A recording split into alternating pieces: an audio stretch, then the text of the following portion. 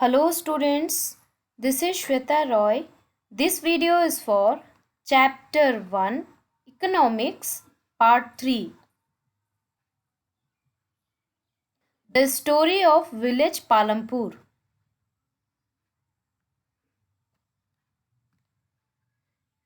In this video, we are going to discuss about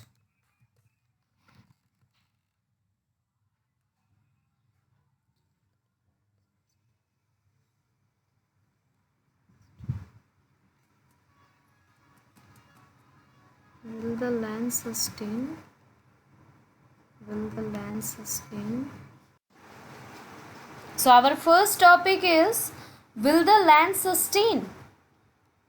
As we have already discussed about the modern and traditional process of farming,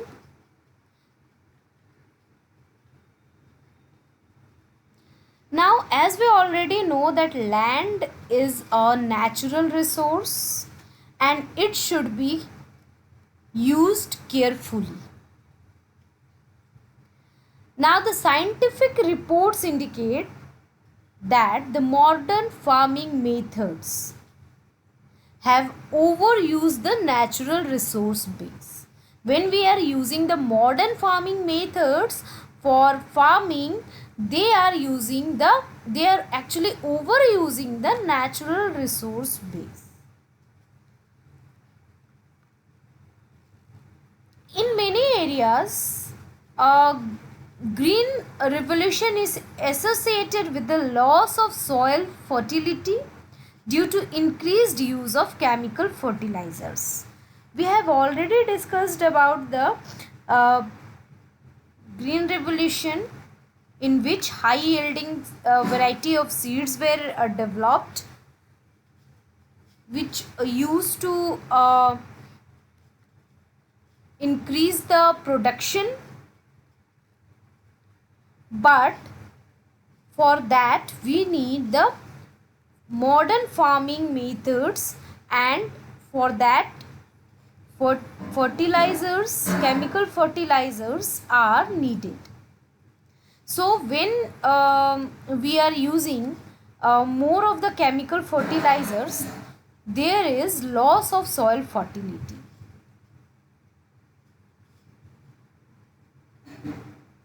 Now when there is a continuous use of groundwater for tubewell irrigation, that can lead to depletion of the water table.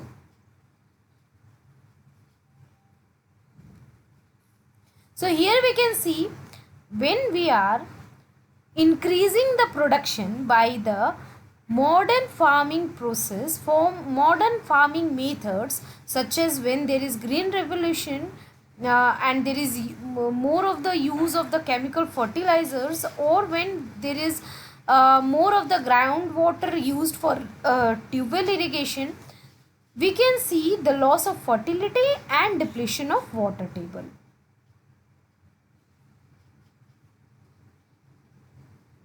And these resources, like when we talk about the soil fertility and groundwater, these environmental resources cannot build up in 1 or 2 days. It takes over years to develop. So once they are destroyed, it is very difficult to restore them. Thus, we should take care of the environment to ensure future development of the agriculture. We cannot just focus on the production and we can lose the fertility of the soil, and we can overuse the groundwater for irrigation and we can lose that. So we cannot do that. Now here we have a report from newspaper or a magazine. So I am reading this report for you, and after listening this, you need to write a letter to the agriculture minister in your own words, telling him how the use of chemical fertilizers can be harmful. So I am reading the report for you.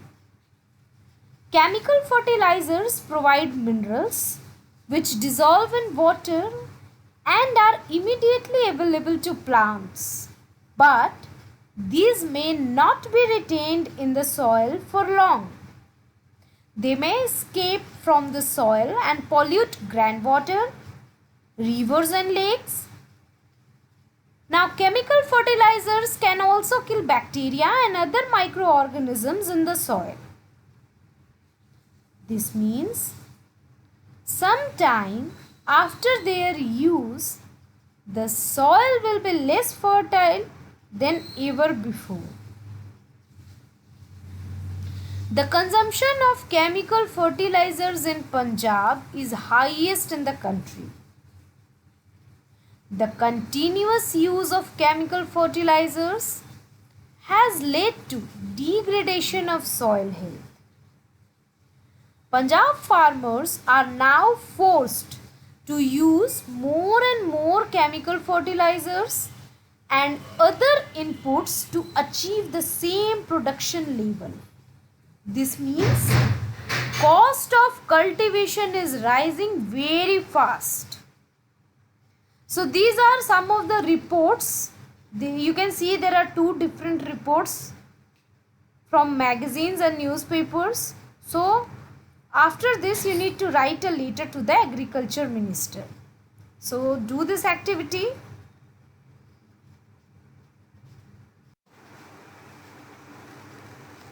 Our next topic is how is land distributed between the farmers of Palampur? Till now you must have realized that land is very, very important for farming. But unfortunately, not all the people engaged in agriculture have sufficient land for cultivation. As we have already discussed, in Palampur, about 1/3 of the 450 families are landless. That is 150 families are landless. And most of them are Dalit and they have no land for cultivation.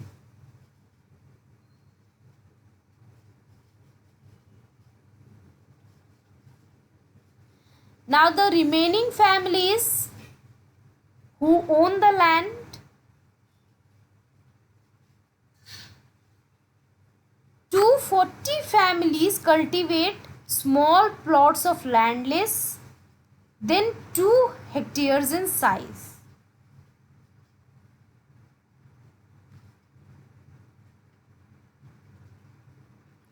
So 240 families cultivate small plots of land which is less than 2 hectares in size.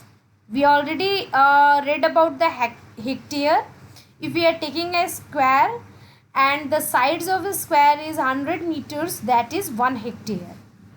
So that kind of two plots, that means 2 hectares. So the families, 240 families who are cultivating, they are cultivating less than 2 hectares of land. And when they are cultivating cultivating on less land, obviously they will not get in adequate amount of production and adequate income to the family. That means less land means less cultivation, and less cultivation means less income. If there is less production, that means less income is there. So you can see these 240 families does not have sufficient land for cultivation, and thus they have less production and less income, which is not sufficient for their family. Now in 1960, Govind was a farmer who was having 2.25 hectares of largely unirrigated land. Now he had 3 sons, and with the help of his 3 sons, he cultivated the land.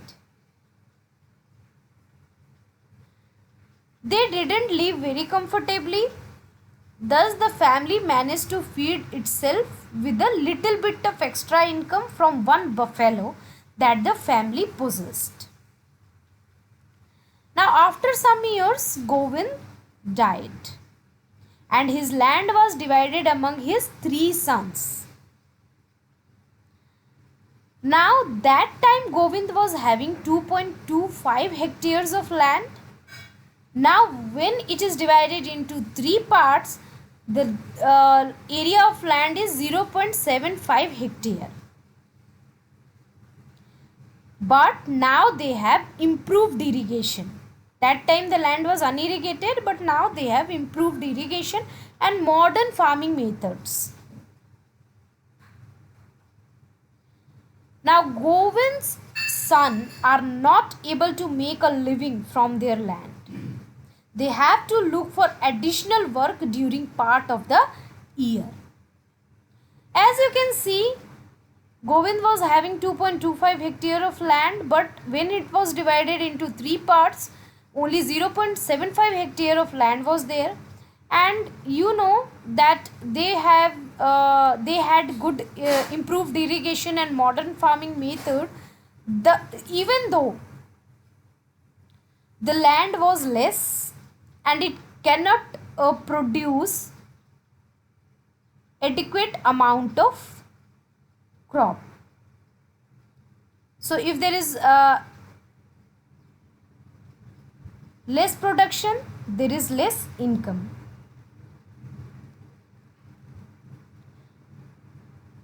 Now here we have a picture which is of Palampur village, you can see, and here we have the distribution of cultivated land. Now when you will see the picture, you will find that large number of small plots scattered around the village. You can see small plots are, lots of small plots are there. Now these small plots are cultivated by small farmers. On the other hand, you can see more than half of the area of the village is covered by plots that are quite large in size. More than half of the area. And this area belong to 60 families of medium and large farmers who cultivate more than 2 hectares of land.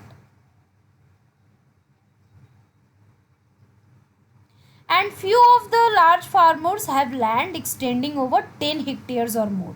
You can see the bigger one, the largest one are over 10 hectares. But this is the distribution of the land in the Palampur. So we can find the small plots, many of the small plots which belong to small farmers. Then we have land area of 2 hectares, which is more than 2 hectares, and that belong to 60 families of medium and large farmers. And some of the few plots are over 10 hectares, which belongs to few farmers. So this is the distribution of the land among the farmers. And as you know, the land is very important for the farming because the production depends on the farming only, land only. If there is less land, there is less production and less income.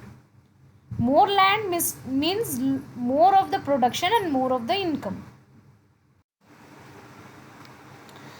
Here you can see the picture, and here the work is going on in the field. the farming work is going on in the field. You can see the wheat crop, ploughing by bullocks. You can see the sowing. You can see the spraying of insecticides. You can see the cultivation by traditional method. You can also see the cultivation by modern method and cutting of crops. These are some of the works which you can see in this picture. Now you need to find out the land cultivated by small farmers.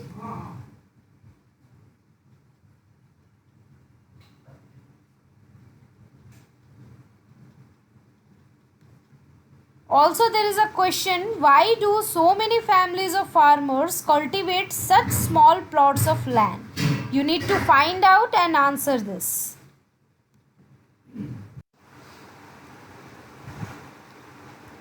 Now, the distribution of farmers in India and the amount of land they cultivate is given in the following graph. You can see a graph over here. You can see the cultivated area and number of farmers. So here you can see in the first circle you have 55.4% of marginal and small farmers which do farming on less than 2 hectares of land, and in the second one you can see the number of farmers. So the farmers, the marginal and small farmers are 15% and medium and large farmers are 85% who do farming on more than 2 hectares of land. So this is the distribution of cultivated area and farmer. Now there is a question, would you agree that the distribution of cultivated land is unequal in Palampur? Do you find a similar situation for India?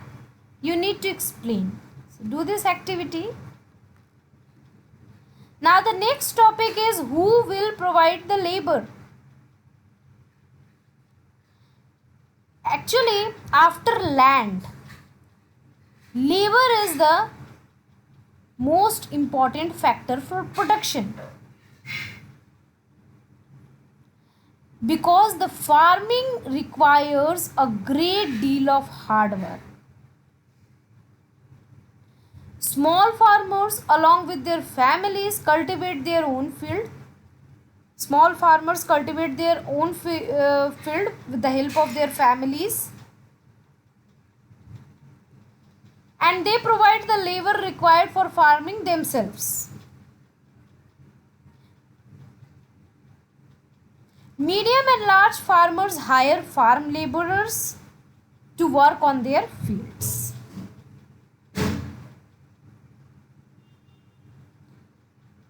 Now there is one more question related to the previous picture. Identify the work being done on the field in picture 1.6, which we just saw before, and arrange them in a proper sequence. This exercise also needs to be done.